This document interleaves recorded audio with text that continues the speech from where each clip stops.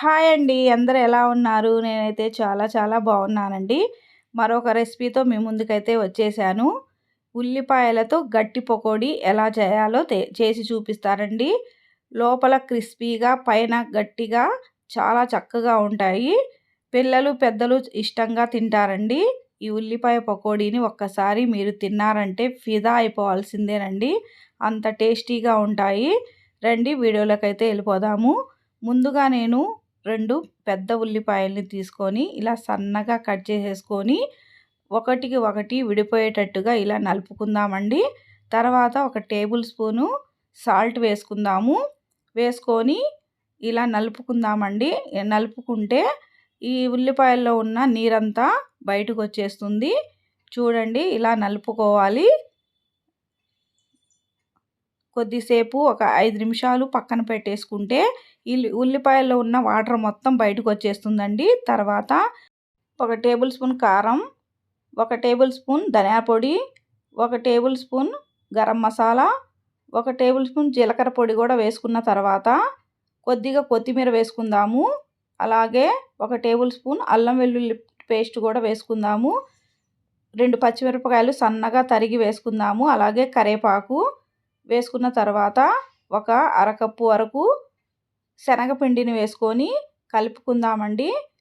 నీళ్ళు అసలు అవసరం లేదండి. ఆ ఉల్లిపాయల్లోనే నీళ్ళు వచ్చేస్తాయి కదండి. అందుకని ఆ నీళ్ళతోనే కలుపుకోవాలి. తర్వాత మిగిలిన పిండిని కూడా వేసేసుకొని ఇలా మెత్తగా కలిపేసుకుందాము. నీళ్ళు అస్సలు అవసరం లేదండి.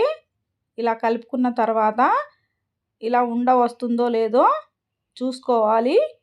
చూడండి ఇలా వస్తే సరిపోతుంది. తర్వాత ఈ పిండిని చిన్న చిన్న ఉండలుగా చేసుకొని ఇలా వడల్లాగా ఒత్తుకోవాలండి. మనం ఇలా బాల్స్ లాగా కూడా వేసేసుకొని ఫ్రై చేసుకోవచ్చు. నేనైతే ఈ ఉల్లిపాయలతో ఇలా వడల్లాగా చేస్తున్నాను చూడండి. మనం ఎలా కావాలంటే అలాగా వేసుకోవచ్చండి. తర్వాత ఒక ప్లేట్లోకి అయితే పెట్టేసుకుందాము.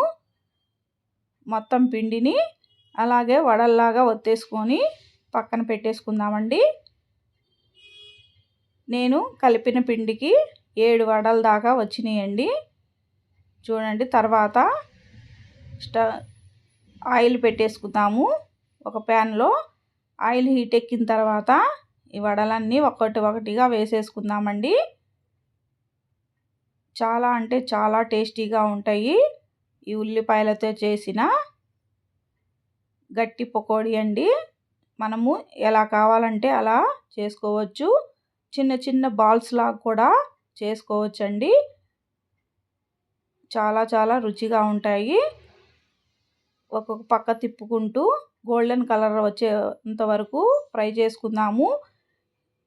సన్నని మంట మీదే ఫ్రై చేసుకోవాలండి. అప్పుడే లోపల కూడా చక్కగా ఉడికిపోతుంది. చూడండి ఉల్లిపాయ పకోడీ అయితే రెడీ అయిపోయింది. ఒక ప్లేట్లోకి అయితే తీసేసుకుందాము.